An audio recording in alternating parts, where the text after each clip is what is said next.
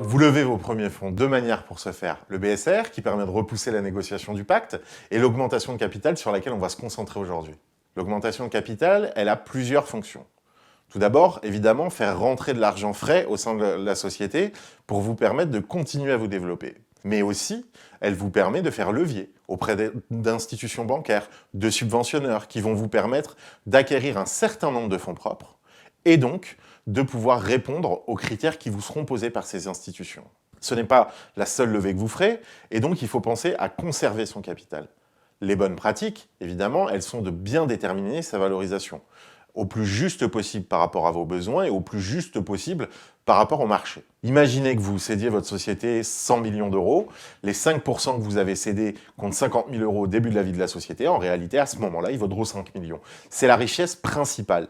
C'est comme ça qu'on évalue le coût de votre argent. C'est pour ça qu'il faut cibler au mieux ses besoins en financement pour donner le pourcentage de capital le plus juste à votre investisseur. Le pourcentage que vous allez céder, c'est quelque chose qui va être examiné par les organismes qui vous subventionnent, par les institutions bancaires, mais aussi par les futurs investisseurs.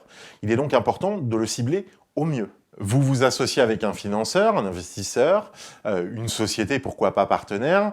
Ça passe par un pacte d'associés, évidemment, parce qu'il vous faut des relations équilibrées. Tout d'abord, il vous faut la possibilité de mener votre projet comme vous l'entendez, parce que c'est vous qui créez la valeur dans ce projet, mais aussi un droit de regard de l'investisseur sur les fonds qu'il a pu y mettre. Et pour ça, on va passer par un pacte d'associés qui sera équilibré dans le droit d'information qu'on va donner, mais aussi dans les libertés que vous aurez. Ça passe par exemple par un droit d'information renforcé pour l'investisseur, ou alors un certain nombre de pouvoirs qui vous est concédé en tant que dirigeant avec très peu de limites, ou encore un comité consultatif qui va pouvoir vous conseiller dans la gestion. En résumé, il est important de bien cibler vos besoins en financement et cela passe par un business plan établi au préalable qui vous permet de prendre en compte à la fois le financement par augmentation de capital que vous allez faire, mais aussi les effets de levier. Pour ça, il est important de se renseigner au préalable auprès des banques et des subventionneurs, de savoir quel niveau de fonds propres vous devez atteindre, ce qui va vous guider aussi dans le montant des fonds que vous allez devoir lever. Simplement,